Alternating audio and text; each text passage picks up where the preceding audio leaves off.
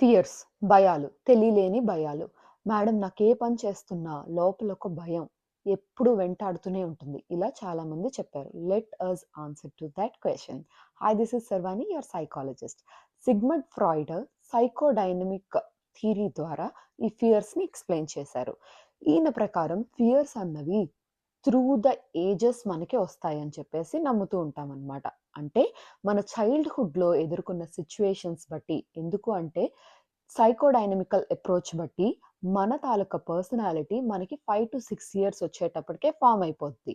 అయితే అంతకన్నా ముందు ఎర్లీ చైల్డ్‌హుడ్‌లో ఎదుర్కొన్న సిట్యుయేషన్స్ ట్రామాటిక్‌గా ఉన్నా, పేరెంట్స్‌తో, ఎందుకంటే parents are the primary attachment కదా!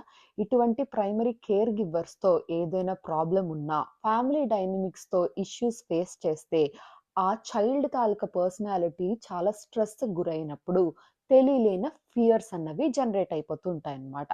ఫర్ ఎగ్జాంపుల్, ఒక రిలేషన్‌షిప్‌లో ఉండేటప్పుడు ఆ లవ్ ఎక్కడ దూరం అయిపోతుందో అని చెప్పేసి ఓవర్ ప్రొటెక్టివ్ నేచర్‌ని ఎగ్జిబిట్ చేస్తూ ఉంటారు కొంతమంది. ఇది ఎందుకు జరుగుతుంది అంటే చైల్డ్‌హుడ్‌లో వాళ్ళ తాలూకా ప్రైమరీ కేర్ గివర్‌తో వాళ్ళకి అటాచ్‌మెంట్ సరిగ్గా లేనప్పుడు, వీళ్ళు ఏది చేసినా వాళ్ళు అప్రిషియేట్ చేయలేనప్పుడు, ఆ చిన్న చైల్డ్‌కి ప్రోత్సహించకపోయినా, నెగెటివ్ రీఇన్ఫోర్స్‌మెంట్ అంటే పనిష్మెంట్ ఇటువంటి వాటికి గురైనా సరే, అబండన్డ్ నువ్వు ఇలా చేయకపోతే నేను హాస్టల్‌లో పడేస్తానని చెప్పేసి, ఆ హాస్టల్ ఒక ట్రామాటిక్ ఈవెంట్‌గా వాళ్ళకి రిజిస్టర్ అయిపోతే, వాళ్ళకి ఇటువంటి అటాచ్‌మెంటల్ రిలేషన్‌షిప్ భయాలన్నది ఏర్పడతాయన్నమాట. అలానే కొంతమంది ఓవర్ కంట్రోలింగ్‌గా ఉంటారనమాట.